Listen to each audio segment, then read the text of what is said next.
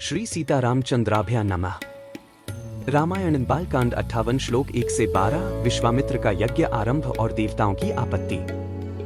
सत्यम शिवम सुंदरम श्री राम। श्रीमद्वाल्मीकीय रामायण। श्री सहित दिनकर बंस भूषण काम बहु छवि सोहई। नव अंबुधर बरगात अंबर पीत सुर मन मोहई। मुकुटांग दादी विचित्र भूषण अंग अंगन ही प्रति सजे। अंभोज नयन विशाल उर्भुज धन्य नर निरखंतीजे। जय श्री राम। क्या आपने सुना है किसी ऐसे यज्ञ के बारे में जिससे कोई देह सहित स्वर्ग चला जाए?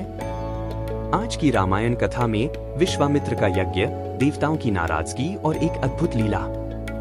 स्वागत है आपका आपके चैनल पर, जहां हम वाल्मीकि रामायण की हर श्लोक के पीछे छिपे जीवन दर्शन को उजागर करते हैं। पिछले भाग में आपने देखा, त्रिशंकु को वशिष्ठ जी ने यज्ञ कराने से मना कर दिया।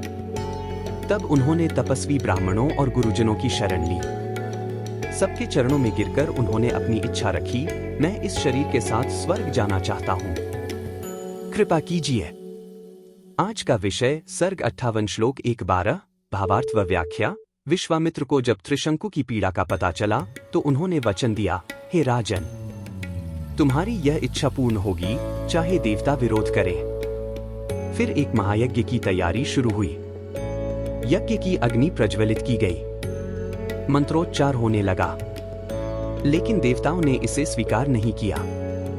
उन्होंने अपने दूत भेजकर कहा, यह कार्य धर्म के विरुद्ध है, हम इस यज्ञ को स्वीकार नहीं करेंगे। इस पर भी विश्वामित्र टस से मस नहीं हुए।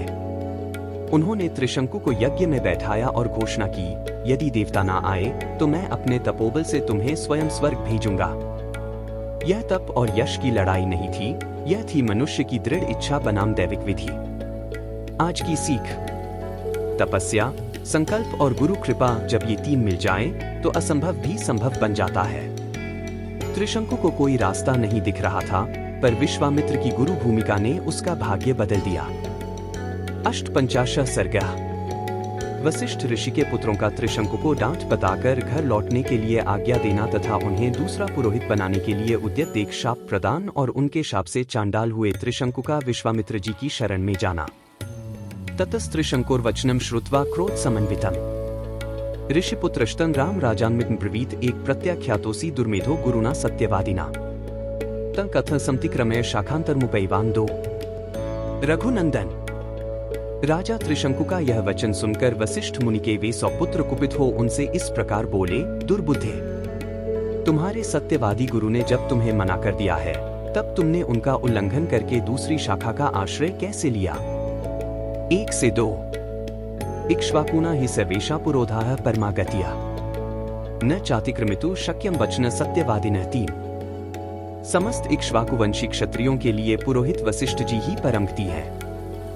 उन सत्यवादी महात्मा की बात को कोई अन्यथा नहीं कर सकता। 3। अशक्यमिति सोवाच वसिष्ठो भगवान ऋष्यः तम वयं वै समाहर्तु क्रतु शक्ता कथंचन 4।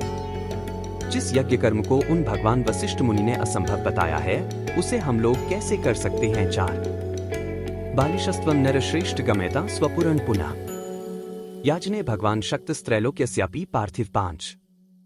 अवमान कथं कर्तुं तस्य शक्ष्यामहे वयम्।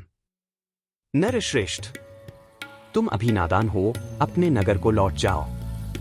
पृथ्वीनाथ, भगवान वशिष्ठ तीनों लोगों का यज्ञ कराने में समर्थ हैं, हम लोग उनका अपमान कैसे कर सकेंगे? 5.5। तेषां तद् वचन श्रुत्वा क्रोध पर्याकुलाक्षरम 6 स राजा पुनर्वैतानिदं वचन ब्रवीत प्रत्याख्यातो भगवता गुरुपुत्रैस्तथैव हि 7 अन्यागतिं गमिष्यामि स्वस्ति वोस्तु तपोधना। गुरुपुत्रों का वह क्रोधयुक्त वचन सुनकर राजा त्रिशंकु ने पुनः उनसे इस प्रकार कहा, तपोधनो, भगवान वशिष्ठ ने तो मुझे ठुकरा ही दिया था, आप गुरुपुत्रगण भी मेरी प्रार्थना नहीं स्वीकार कर रहे हैं, आता आपका कल्याण हो, अब मैं दूसरे किसी की शरण में जाऊंगा। ऋषिपुत्रास्तु तच्छ्रुत्वा वाक्यं घोराभिसंहितम् 8 शेपुः परम संक्रुद्धाश्चंडालत्वं गमिष्यसि इत्युक्त्वा ते महात्मानो विविशोः स्वं स्वमाश्रमं 9। त्रिशंकु का यह घोर अभिसंधिपूर्ण वचन सुनकर महर्षि के पुत्रों ने अत्यंत कुपित हो उन्हें शाप दे दिया, अरे जा तू चांडाल हो जाएगा। ऐसा कहकर वे महात्मा अपने अपने आश्रम में प्रविष्ट हो गए। 8 से 9। अथ रात्रयां व्यतीतायां राजा चंडालतां गतः। नीलवस्त्रद्रो नीलः पुरुषोध्वस्तमूर्धजः 10 चित्तमाल्याङ्गरागश्च आयसाभरणोग्वत। तदंतर रात व्यतीत होते ही राजा त्रिशंकु चांडाल हो गए।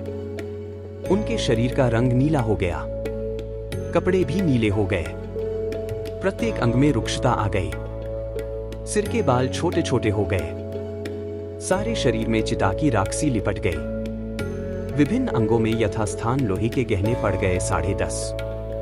तं दृष्ट्वा मंत्रिणः सर्वे त्यज्य चंडालरूपिणं 11 प्राद्रवन सहिता राम पौरा येस्यानुगामिना।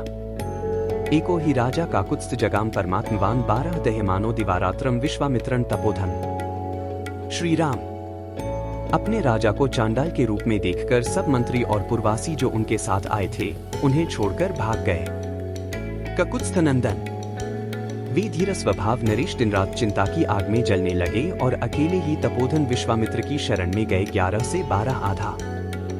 कल के एपिसोड बालकांड सर्ग 58 श्लोक 13-24 में जानिए, क्या त्रिशंकु स्वर्ग पहुंचे? देवताओं ने उन्हें कैसे रोका? और फिर विश्वामित्र ने कौन सा अद्भुत कार्य किया?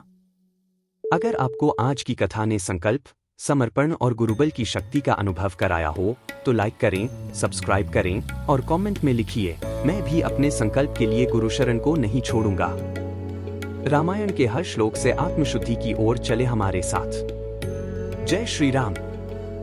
बार बार बर मागो हर्षी देहु श्री रंग, पद सरोज अनपाइनी भक्ति सदा सत्संग। कथा विसर्जन होत है, सुनो वीर हनुमान, जो जन जंग से आए हैं सो तंग कर ही पयान। बोलो सियावर रामचंद्र जी की जय, राम भक्त हनुमान जी की जय, उमापति महादेव जी की जय। मंगल भवन अमंगलहारी, द्रवहु सुतसरथ अजिर बिहारी। दीन दयाल बिरिदु संभारी, हरहु नाथ मम संकट भारी। जय सिया राम, जय जय सिया राम।